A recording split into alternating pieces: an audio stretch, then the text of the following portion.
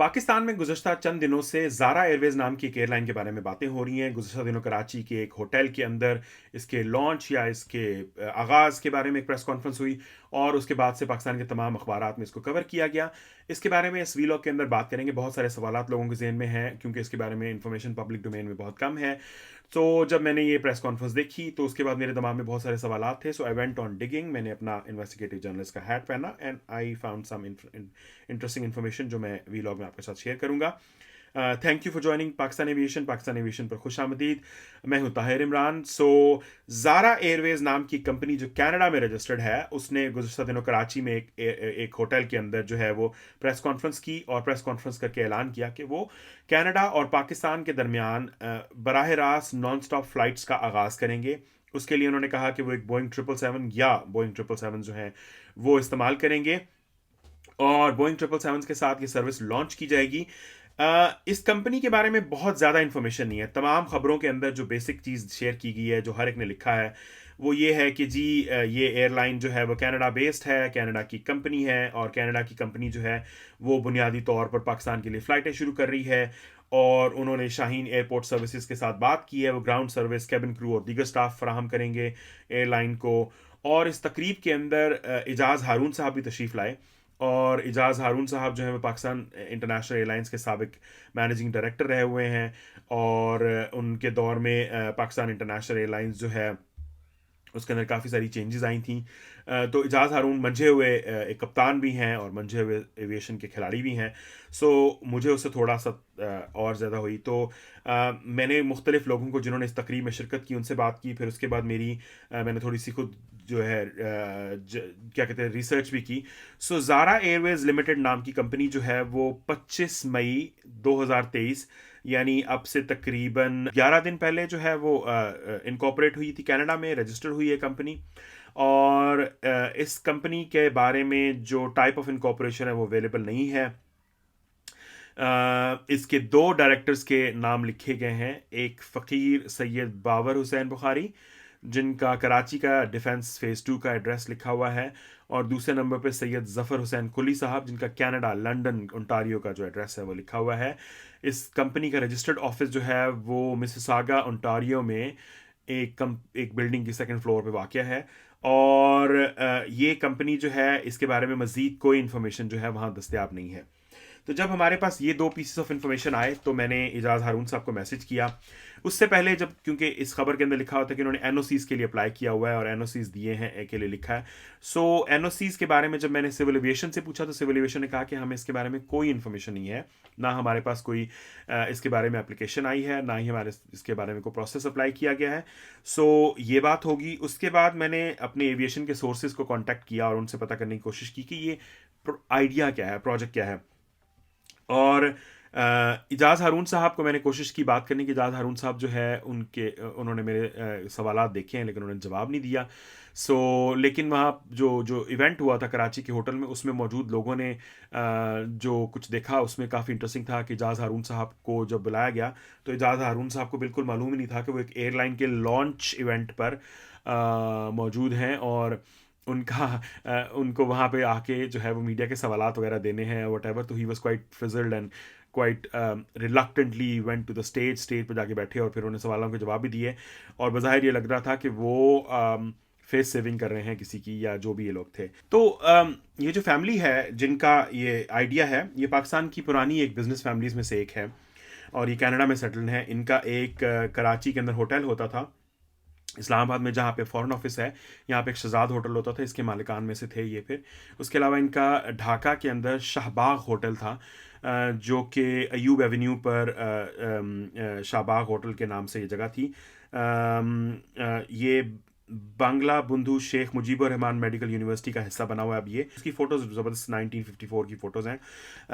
ये 1953-54 में गवर्नमेंट की तरफ से बिल्ड किया गया था बट इसको प्राइवेट मैनेजमेंट जो थी वो चलाती थी। हॉस्टेलरी डी फ्रांस जो था कराची का एक होटल था वो भी इन्हीं की मालकियत था। सैयद आरिफ रज़ा और सैयद रौनक रज़ा जो थे वो कहते हैं कि पाकिस्तान में होटलिंग इंडस्ट्री के पायनियर्स थे, तो वो इसके मालिकान थे। और उनके यहाँ तक जो जो जो फ़ोटोज़ वगैरह हैं वो उनकी काफ़ी सारी फेसबुक के ऊपर एक पेज है उसके अंदर अवेलेबल हैं ये फ़ोटोज़। और इस फैमिली का जो जो बिज़नेस है वो काफ़ी पुराना बिज़नेस था, और इस फैमिली ने पाकिस्तान के अंदर होटल्स वगैरह जो हैं वो काफ़ी स्टार्ट किए। इनमें से एक भाई के बारे में कहा जाता है कि वो जो कायरो में पीआईए का जो जहाज़ क्रैश हुआ था, वो उसके सर्वाइवर थे। सो द ब्रदर्स आरिफ रज़ा, इनके वालिद जो थे आरिफ रज़ा और रौनक रज़ा के भाई जो वालिद जो थे, वो सैयद ज़फ़र अली थे, जो होटल इंडस्ट्री के पायनियर थे। इन्होंने होटलरी डी फ्रांस कराची में खोला था, और फिर इन दोनों में से एक जो थे वो इन्होंने इस्लामाबाद 1970s में शिफ्ट किया था। और होटल शहरजाद जो था, सॉरी, कराची इस्लामाबाद में होटल शहरजाद इस्लामाबाद में था, जो के बाद में फ़ॉरेन ऑफिस बना। मेरी इस एयरलाइन के जो एग्जीक्यूटिव हैं, कुली सैयद कुली साहब, उनसे बात हुई तो उन्होंने मुझे ये बताया कि वो बुनियादी तौर पे एक एयरलाइन लॉन्च करना चाहते हैं जो कि कनाडा और पाकिस्तान के दरमियान कस्टमर्स को सपोर्ट करे। उनका ये कहना है कि वो इसके बारे में बोइंग 777 जो हैं वो लेना चाहते हैं, ख़रीदना नहीं चाहते। प्रेफरेबली उनकी ख्वाहिश है कि वो वेट लीज पे लें, ताकि उनको अगर मिसाल के तौर पे लगता है कि ये पॉसिबल नहीं है, तो वो उसको क्या कह सकते हैं, मूव ऑन कर सकें उसके उस हिसाब से। उन्होंने ये भी कहा कि पाकिस्तान के अंदर बहुत सारी गुंजाइश है, लेकिन फ़िलहाल उन्होंने कनाडा के अंदर पेपर वर्क करना है, क्योंकि जो पाकिस्तान और कनाडा का क्या कह सकते हैं, जो एयर सर्विस एग्रीमेंट है, उसके मुताबिक उनको कनाडा यानी एयर कनाडा से परमिशन लेनी पड़ेगी, एयर कनाडा की जनब से क्लियरेंस लेनी पड़ेगी, और कैनेडियन सिविल एविएशन से क्लियरेंस लेनी पड़ेगी कि वो पाकिस्तान के लिए फ़्लाइट लॉन्च कर सकें। क्योंकि अगर पाकिस्तान के लिए फ़्लाइट्स लॉन्च करनी है तो उसके ऊपर पहला हक जो है वो एयर कनाडा का है, जैसे पीआईए का हक है। सो अगर कोई और एयरलाइन कनाडा से लॉन्च करना चाहती है तो उसके नो ऑब्जेक्शन सर्टिफिकेट जो है वो एयर कनाडा से लेना पड़ेगा, जैसा कि पाकिस्तान में अगर कोई और एयरलाइन आते तो पीआईए से इजाज़त लेनी पड़ती है, या पीआईए से एनओसी लेना पड़ता है, या क्लैरिफिकेशन लेनी पड़ती है। सो ये चीज़ जो है वो वहाँ पे ड्यू है, तो ऑफ कोर्स कनाडा के अंदर ये प्रोसेस होगा। उनका ये कहना है कि उनकी बातचीत हो रही है कनाडा के साथ, और मुख्तलिफ़ किस्म के उनकी अमेरिकन एक एयरलाइन के साथ बात हो रही है जहाज़ों के लिए। लेकिन उनके बातों से कुछ मुझे ये क्लियर नहीं हुआ कि उनके पास कोई क्लियर जहाज़ के बारे में कोई क्लियरेंस है अभी तक फ़िलहाल। अभी फ़िलहाल बहुत प्रिलिमिनरी स्टेजेस पे हैं आइडियाज़ के। और ये जो प्रेस कॉन्फ्रेंस के हवाले से लिखा गया कि अगस्त से शुरू हो रही है, तो मुझे नहीं लगता कि ये अगस्त तक ये एयरलाइन जो है वो बेसिक पेपर वर्क भी कंप्लीट कर पाएगी, क्योंकि सिविल एविएशन के अंदर ही पेपर वर्क के अंदर बहुत ज़ोर लग जाता है, अनलेस कि आपके पीछे इमरान खान साहब और आज़म खान साहब जैसे स्टॉलवर्ड्स हों, तो आपको इजाज़त चंद दिनों में मिल जाती है। लेकिन आई डोंट थिंक इनके पास वैसे ही सपोर्ट है। So this is something which basically they are looking at. उनका ये ख्याल है कि it's not going to be charter service, it's going to be an regular airline, commercial regular airline होगी।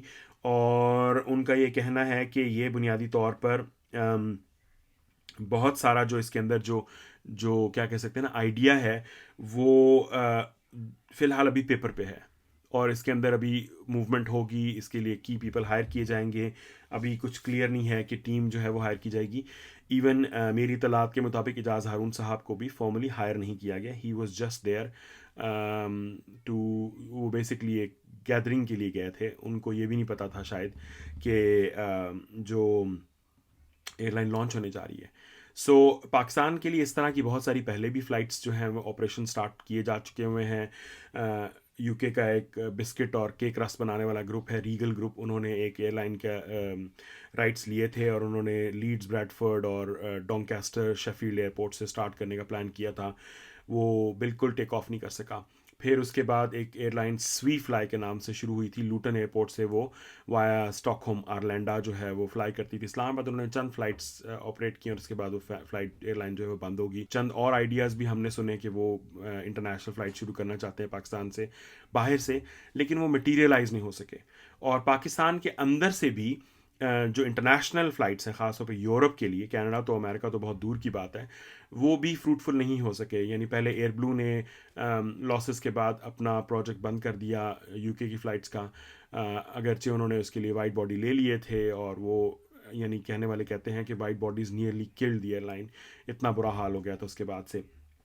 दूसरे नंबर पे शाहीन ने फ़्लाइट ऑपरेट की मैनचेस्टर के लिए, और उसके नतीजे में हैवी लॉसेस के बाद वो रूट बंद कर दिया, और वो रूट की बंदिश, सॉरी, वो जो फ़्लाइट है उसकी वजह से लॉसेस इतने बढ़ गए कि इवेंचुअली शाहीन भी फोल्ड होगी। सो ये काफ़ी ट्रचरस और काफ़ी टफ़ मार्केट है पाकिस्तान की, क्योंकि यहाँ पे रेगुलेटरी ओवरसाइट बिल्कुल नहीं है, और रूल्स एंड रेगुलेशंस बहुत वियर्ड किस्म के हैं, और ये फ्रेंडली नहीं है।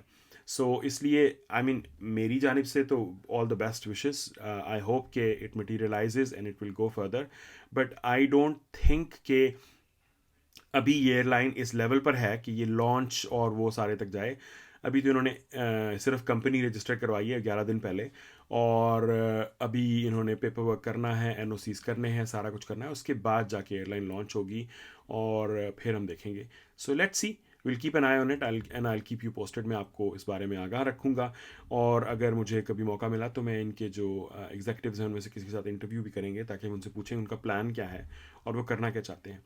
सो अगले वीलॉग तक के लिए इजाज़त। हम इंशाल्लाह हफ्तावार जो एविएशन अपडेट है वो किया करेंगे, जिसमें सिर्फ पाकिस्तान की एविएशन ही, बाकी दुनिया की एविएशन की भी हम खबरें जो हैं वो शेयर किया करेंगे, ताकि एक थोड़ा सा एक्टिविटी रहे। और इसके साथ साथ हम ट्विटर पर एविएशन की रेगुलर वीकली स्पेस जो है वो भी स्टार्ट करने का प्लान कर रहा हूँ मैं। So it is coming along, and until next vlog, अल्लाह हाफिज़। अपना ख्याल रखिएगा, हमारे चैनल को सब्सक्राइब करना मत भूलिए, और ये वीडियो ज़रूर शेयर कीजिएगा। खुदा हाफिज़।